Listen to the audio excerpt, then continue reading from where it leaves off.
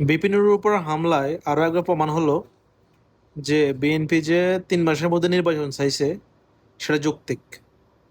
আজকের এই পরিস্থিতির জন্য আমি দায়ী করব, প্রধানতম দায়ী হচ্ছে কে? জোনাকি ভট্টাচার্য আর ইলিয়াস এবং গফুর গং। প্রতিনিয়ত এরা মানুষের ক্যারেক্টারকে, প্রতিটা রাজনৈতিক নেতার ক্যারেক্টারকে এরা নষ্ট করছে। বিকাশ নূর, এই নূর, সেই নূর, গত 1 সপ্তাহ 10 দিন থেকে অনবরত জোনাকি ভট্টাচার্য আর হচ্ছে ইলিয়াস এর পিছনে লেগে গেছে। আমার একটা জিনিস বুঝে আসে না, ওদের কি সমস্যা যে বাংলাদেশের মুভ থাকলে ওদের কি লাভ?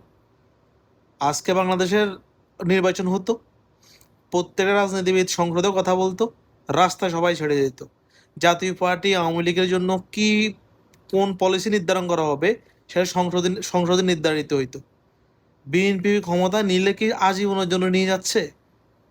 ও হ্যাঁ, এখানে আরও কিছু মানুষ আছে, যে তার মধ্যে হচ্ছে হাসান আবদুল্লাহ এবং তার গং, মুনাফিক চরিত্রের লোক। এগুলা সবাই এর সাথে জড়িত আজকে বিপিনুর উপর হামলার জন্য। এদের সবাইকে এটা দায় নিতে হবে, কারণ বিপিনুরকে হিরো থেকে তারা জিরো করতেছে গত 10 দিনে।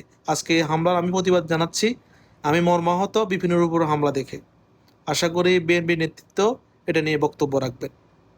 ধন্যবাদ সবাইকে।